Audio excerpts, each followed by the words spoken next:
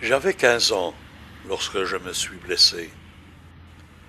Les soins devenant trop onéreux, mon propriétaire s'est débarrassé de moi.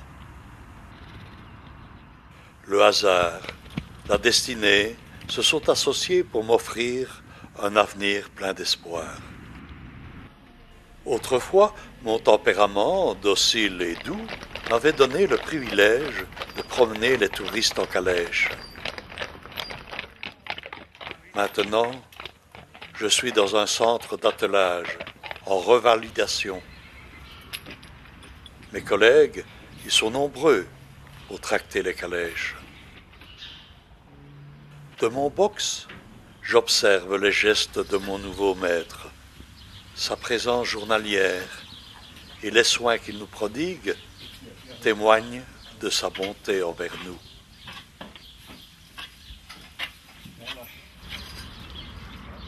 Dans l'enclos, il débourre les chevaux des particuliers pour les préparer à la traction.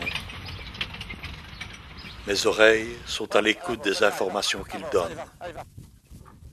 L'acceptation des ordres, les rapports de complicité et la confiance s'installent rapidement entre nous. Allez, marchez.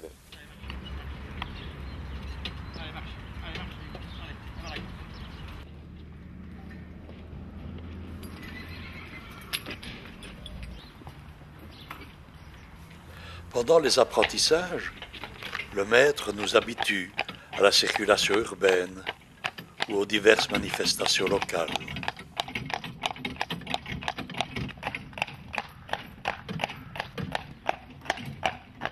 Allez, grave force, hop, allez, va, hop, allez.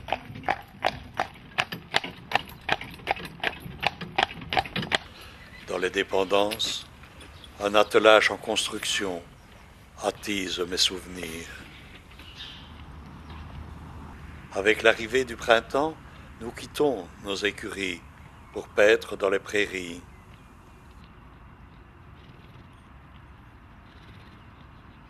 Souvent, je pense à mes parents, mes aïeux, qui furent de tous les métiers et rarement des plus délassants, tirant la charrue de l'agriculteur ou le chariot des marchands. Ils ont emmené la diligence des nantis et l'omnibus des pauvres. Arrimés au câble de halage, ils ont tiré de lourds chalands contre le courant des voies navigables, accompagnés parfois par la famille du marinier. Bons serviteurs, corveillables à merci, ils ont livré la houille, puis le gaz en bouteille, les tonneaux de bière, les barriques de vin. Ils ont été les joyeux équipiers des cantonniers ou les tristes collègues des croque-morts. Leurs conditions de vie au XIXe siècle, dans les mines de charbon, ont été dures. Enrôlés pour tirer les wagonnets dans les galeries souterraines, ces forçats exécutaient leurs pénibles tâches sans jamais, pour certains, revoir la lumière du jour.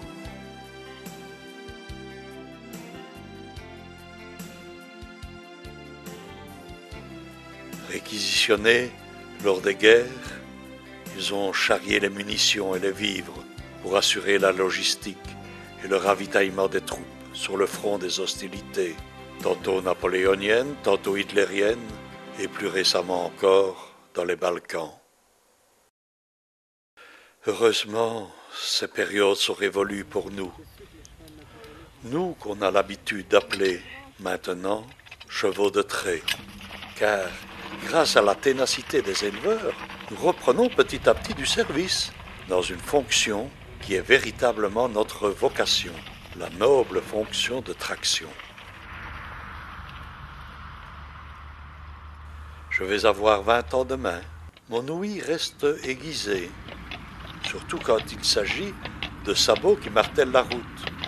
Une calèche apparaît soudain et les souvenirs se mettent à défiler.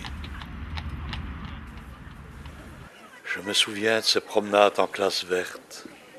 Les enfants me caressaient et confiaient leurs petits secrets. Mes oreilles, droites, écoutaient ces passeurs de mémoire qu'étaient les maîtres d'alors. Ils expliquaient la généalogie de notre race, issue de 3 lignées, le gros de la Dendre, le gris de Nivelle et le colosse de l'ASB.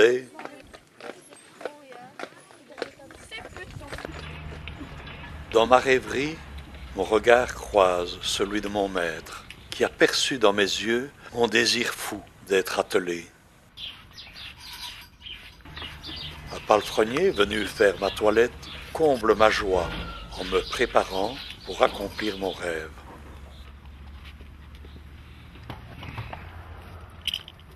Du coin de l'œil, fixant le regard de mon maître, je perçois la bonté de l'homme tranquille et l'amour qu'il partage avec nous, ses chevaux.